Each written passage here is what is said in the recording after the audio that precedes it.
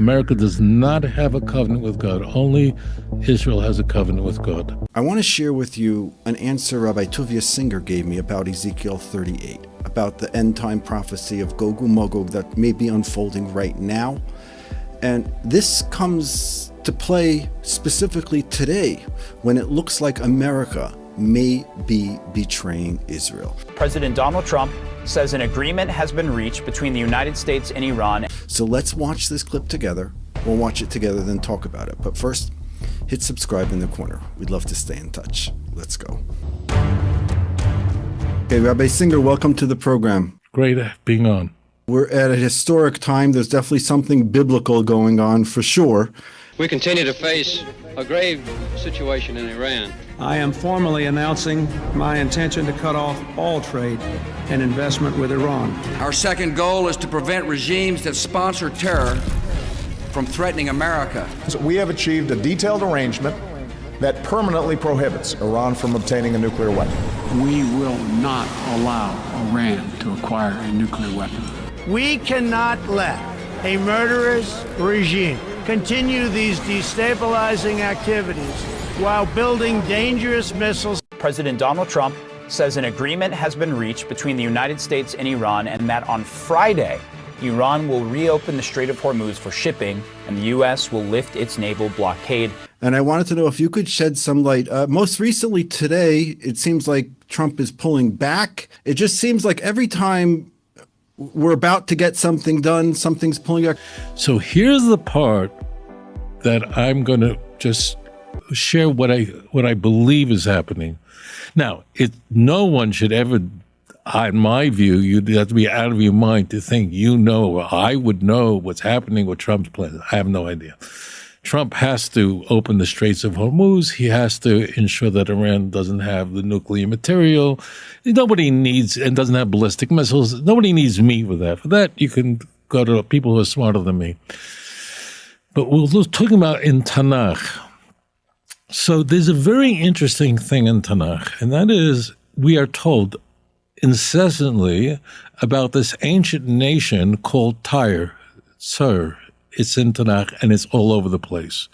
Who is this Tyre? So this will come up as an example in Ezekiel 26, 26, 27, 28, very famous. Comes up in the woe chapters of Isaiah 23, in Jeremiah. It's everywhere. What's the story with this ancient nation that doesn't exist anymore, which is a problem? The story is the following, that there's a nation that was Israel's best friend. In fact, this nation was extremely wealthy and provided enormous material goods for Shlomo Melech even to build the first temple. And they were enormously wealthy, and they were successful because of their international trade. They brought in wood, and so on. Now, what happened is they fail. They fail spiritually in that they become haughty and demand of Eretz Yisrael, the land of Israel, cities. Israel is willing to provide them, and they're not happy enough, and they're ultimately destroyed. And you'll find this explode in Ezekiel chapter 28. Okay? That means you could have been so great. Strangely, it's interesting that Christians misunderstand this chapter. They think it's talking about Satan, and it's not. It's talking about Hiram, who's the king of Tyre. And it says, you mamish had all the ability, but you blew it because of your arrogance, because of your gaiva, because you were right there. This presents us with a problem.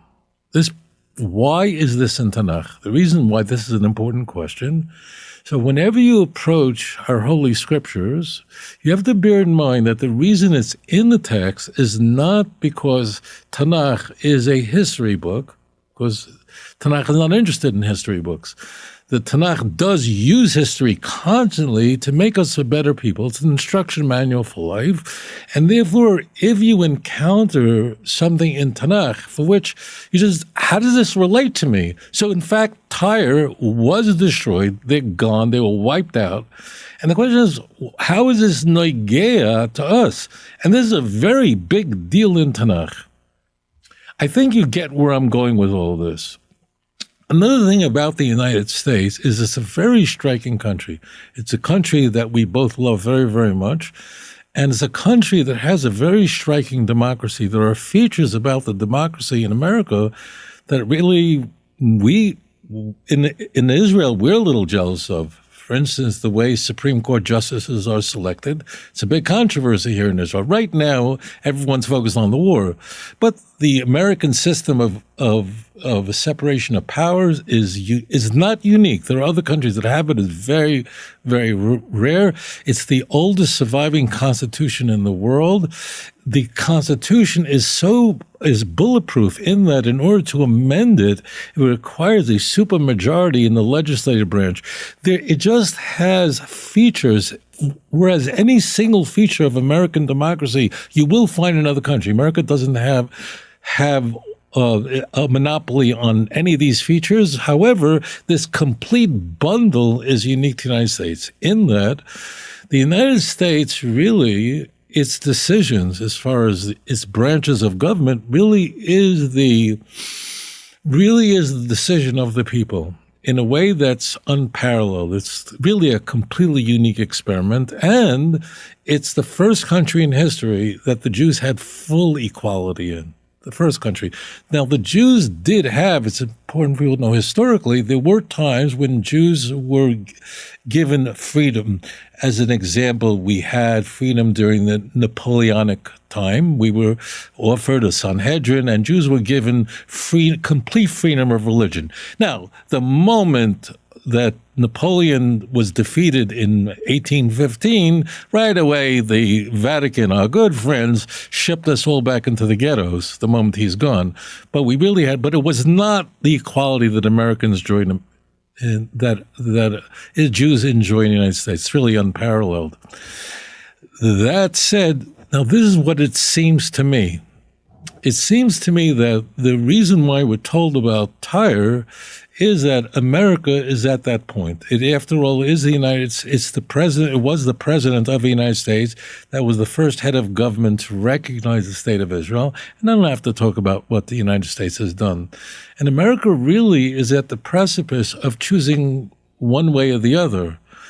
And so this is what I believe is going on here, because the United States is such a country which is so completely unique, and it's such a unique ally of Israel, and especially once you come to the 67 war. So Johnson really was a very good friend of Israel.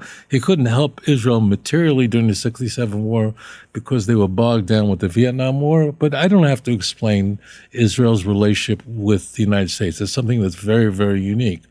So I believe, in my view, this is again my view, the reason why, because someone's going to have to explain why we have nearly 10 chapters in Tanakh about Tyre, and how it would rose to the top. It failed. And the warning is for the future that a country that becomes the closest ally of Israel should not have arrogance, but rather should stand and bless Israel, as Bilam in his famous third and fourth oracle tells us in Numbers chapter 24, that Israel can't be cursed, and that those who bless Israel will be blessed, and those who curse will be cursed. So that's what I believe the role of the United States is. It's not possible to, I hear people saying things about America, that America is this, and it's Esav, it's a Tikkun. I can't relate to that at all. I wish these people well. But this Tyre, it has to have an explanation of why does Israel's best friend take up so many chapters in Tanakh? Why is it relevant to me?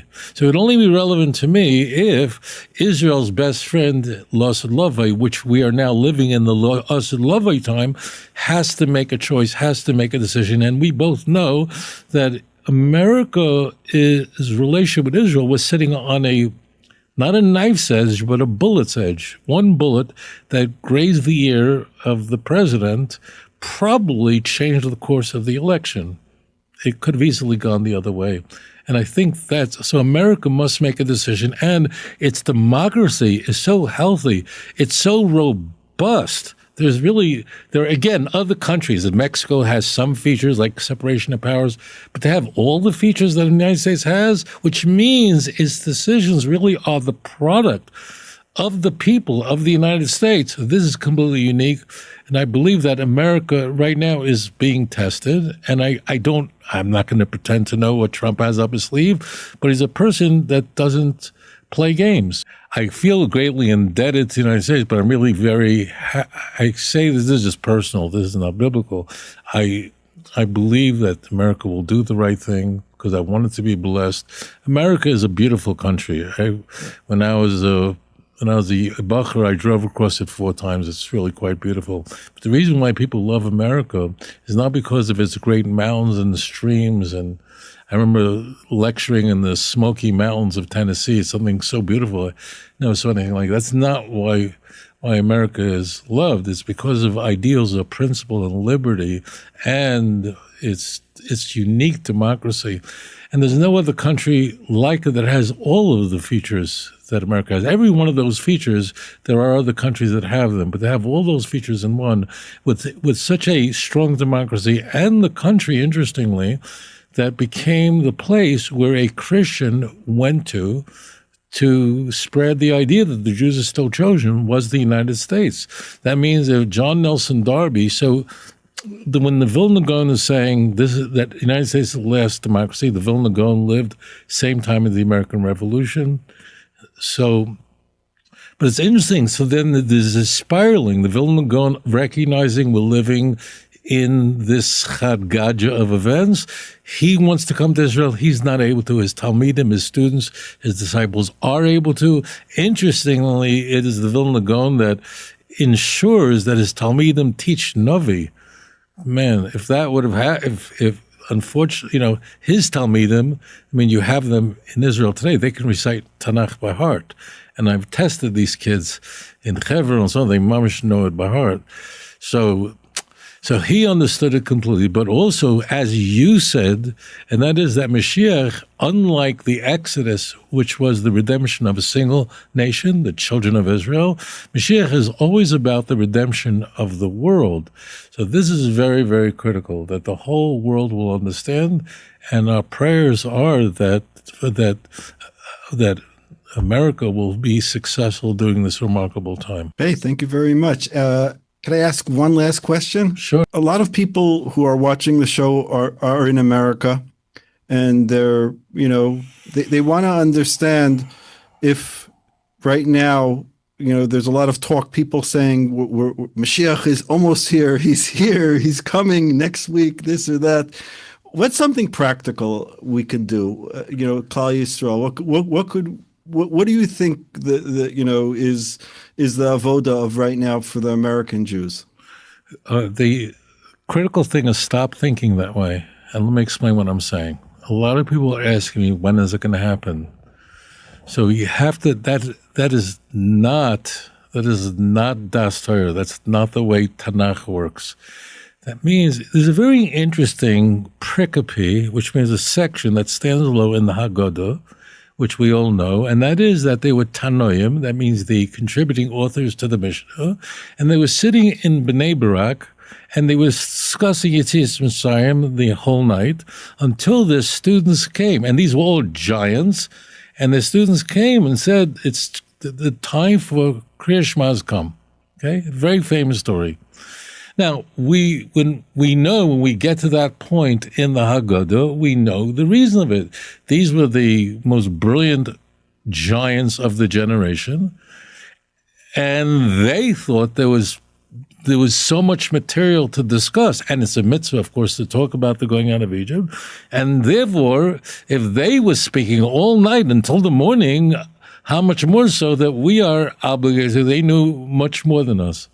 But there's something actually behind it, and that is Tanakh is very, very opposed to making calculations. Doesn't like that. So the Seder, the role of each Tekufa, of each epoch, in this order of events that are occurring, are for one purpose, and that is to bring the world to the next level, and we should never, ever say how long. And that's the reason that story is there as well. And that is, there was no time. It's each Seder, the reason why each section is there is to explain how we're supposed to grow. And now we're at the stage at what's called the closing part of the Seder. It means we're right at the very end. And the purpose of this war with Persia is that the Goyim will know that I'm God, that the Jews will know that I'm God. The text goes through that the Jewish people, it's very critical of the Jews. The Jewish people went into exile because of their sins and unfaithfulness. I'm bringing them back. So I want to say this to you, children who are born from above, not from below, that when it comes into your head, the words of how long, immediately throw it away, immediately dismiss it.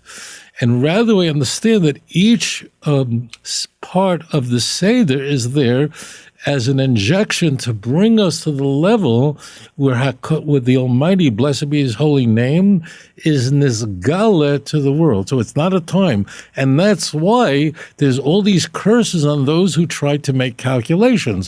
Why so angry? Why are there all these curses upon people who try to make calculations? And people tried it and it didn't work in the past. The answer is usually given that, if you give a date and it doesn't happen, so people lose their faith or whatever. The reason is you're really going to war with Isaiah. These are not my words. Isaiah says it, that a Redeemer will come to Zion when Jacob does tshuva. That means the nations have to come and Klal Yisrael have to come to an awareness. And only when they come to that awareness, then the Goel, meaning the Redeemer, can come. So if it ever, the words come how long, you right away run from it, because you're not in Dastai at all. I want to press you one little thing. Wouldn't tshuva be coming to Eretz Yisrael? Isn't that the ultimate tshuva of coming to live in Eretz Yisrael? Yes, that's for sure. It's a mitzvah to live in. There are many mitzvahs to but like the word tshuva literally means to come to Eretz Yisrael. Yeah. To come is it? What's crazy, my dear brother, is that you and I know that 200 years ago, if our great-great-grandparents could know that they can live in Eretz Yisrael, they would, and they can do it in 11 hours. So they would go, are you crazy? And not living under the Ottoman Empire, not living under the British Mandate, not living under the heel of the church, not living under Islam, not living under the Mameluke. They would have run here. This is so transparent. This is a very dangerous. So if the Jews in Woodmere, New York, if they want, so they'll be getting Mamdanis and AOCs, and this is the hand of God. Our ancestors would have run here as quickly as possible. In fact, the Baal Shem HaKadosh wanted to come here. The Vilna Gaon wanted to come here. They could not. We can. And in fact, the flight things are closing, and God is saying, look, I can shut down the sky, so get over here. So, of course, it's a mitzvah to be here. The Ramban says so. Read Numbers chapter 33, verse 53, and stop saying my Rebbe said. This is another very, very, very big mistake.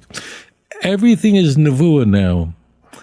Something we mentioned in a past show, and I just want to repeat this point. In Tanakh, we find many examples where Nevi'im were speaking based on the best of their intentions and were wrong and were corrected. Last time we talked about Natan and David wanting to build a Beis HaMikdash. Daniel looked at Jeremiah, his predecessor. They actually lived at the same time, but Daniel was a baby. But Daniel looked at two prophets in Jeremiah, and he misunderstood them. And an angel had to tell him, you got it all wrong. Let me explain to you what's going on. This is all over. So we have this. So I'm going to say, the Satmar Rav said his shita is this. Rav Kook had his shita. The Netziv was a Zionist. This doesn't matter because they're not speaking b'nevuah. We therefore must listen, children. Stop this conversation of my Rebbe said. When it comes to Mashiach, it doesn't go that way.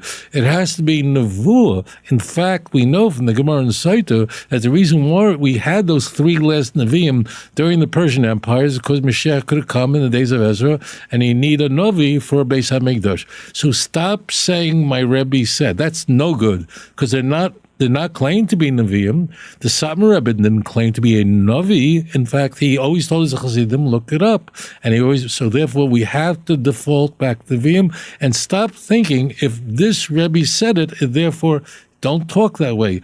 If that's not Das Torah, we go according to Nevi'im now. We cannot go in any other way. We're not having a contest.